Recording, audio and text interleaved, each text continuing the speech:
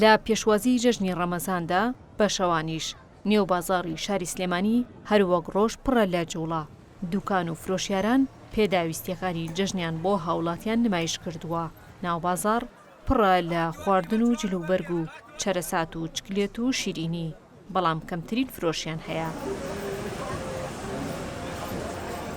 حاجی ئیسماعیل باسی بێبازاڕی و نەبوونی کڕیار دەکات و دەڵێت ئەگەر گەشتیار ڕوومان لێ نەکات ئەوە ناچارین دوکانەکانمان دابخەین، چونکە خەڵکی شار بێپارە و بێموچەن و ناتوانن هەموو شتێک بکڕن. بەعام لەگەڵ جاران فەرقی زۆر بازار باش نییە. وەم بێمەعاشیشتە زۆر تەسیری کردووە.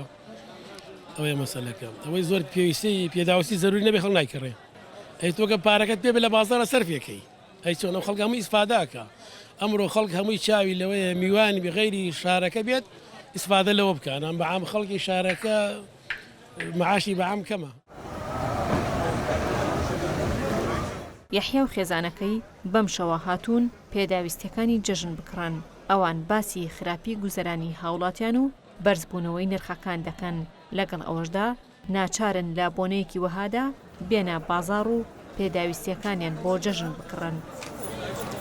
هەموو ساڵانی زوو کاتی نزیکی جەژن تریینە بازار بۆ پێداویستەکانی جەژن بکڕین، بەس وەڵی وەکو نرخ هیچ باش نییە، هەموو شتێک دوو قات لەسەرەوەیە. خۆشتان ناگاتانە وەزعی وڵاتە قەیرانە بێموچەیە، وەزعی باش نییە، شت گرانە و کەسابەتیش نییە و موچەش نییە، کە موچە نەبێتتر هەموو شتێکە وەسێ.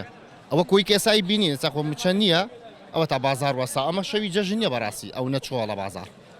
جاران ساڵانی ترکە وەزع باش و کێشی ئەم موچە و کەسابەتە نەبوو، ئەم بازارانم کاتانە جمعێ هات، بەڵام ئێسای بینینەوە تا هەمووی چۆڵە. بەحکومی شت گران بووە، خەڵک ئێستا زۆربەی ئافرەت حەزی لە شتینەوە ماڵە، بەڵام ناتوانێت بەحکومی زۆر گرانە، موچە نییە، پارە لە کاتی خۆیان نادرێت. ئیتر ئەوە کێشی بۆ زۆربەی هاوڵاتیان دروست کردووە. نرخی کاڵاو شمەک لە بازاڕەکانی هەرێمی کوردستان بەرزبوونەوەی تەواوی بەخۆوە بینیوە. ئەمە قورسایی زۆری خستووەتە سەر ژیانی هاوڵاتیان. دابەش نەکردنی موچە لە کاتی خۆی داوای کردووە زۆربەی هاوڵاتیان نەتوانن بێنە بازاڕ و پێداویستیەکانی جەژنی ڕەمەزان بکڕن و خۆیان بۆ ئەو بۆنە ئامادە بکەن. هەورە زەحمەت شار پرێس، سلێمانی.